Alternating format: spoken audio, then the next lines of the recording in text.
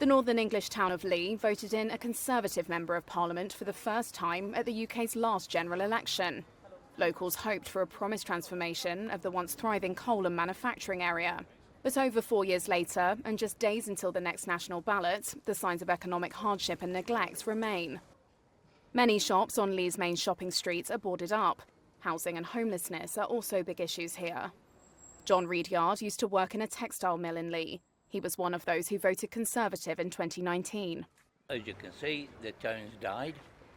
It was a thriving community. Everybody was happy, and it's gone. Yeah. There's no laughter in the streets like it used to be. You know, like mill and miners, the heart and soul of the country.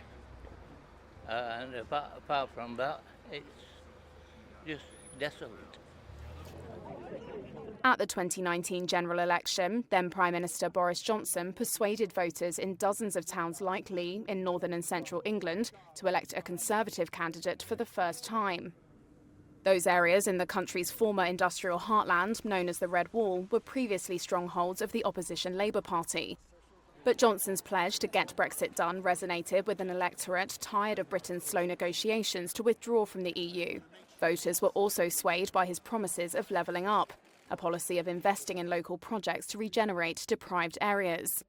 Many of them now feel betrayed, and polls predict that the Conservatives will lose all the seats in Red Wall areas in Thursday's vote, helping Labour to a landslide victory. Farai Nakaniso is a local Labour campaigner. Our people in Leigh are struggling far worse compared to 5 years ago, based on the cost of living crisis that we're facing as a nation at the moment. And places like Leigh are being hit the hardest because we had a Conservative MP that didn't stick up for people locally here in the Leigh constituency, and we need a change to that. Leigh was assigned $40 million to redevelop the town centre under the Levelling Up plan. But Reuters has found more than 99% of those funds have not been spent, with the cash caught up in local political and bureaucratic quarrels. Other areas of Britain follow a similar pattern. Parliament's Public Accounts Committee said in March that nationally, just over 10% of the more than $12 billion local regeneration funds have been spent. Of the 44 voters who spoke to Reuters in Leigh, only one planned to vote Conservative this time around.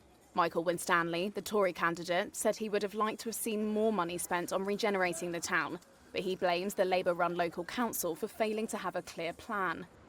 Labour said if it wins Thursday's election, it will give more powers to local leaders and would drop the term levelling up to mark a break with Conservative policies.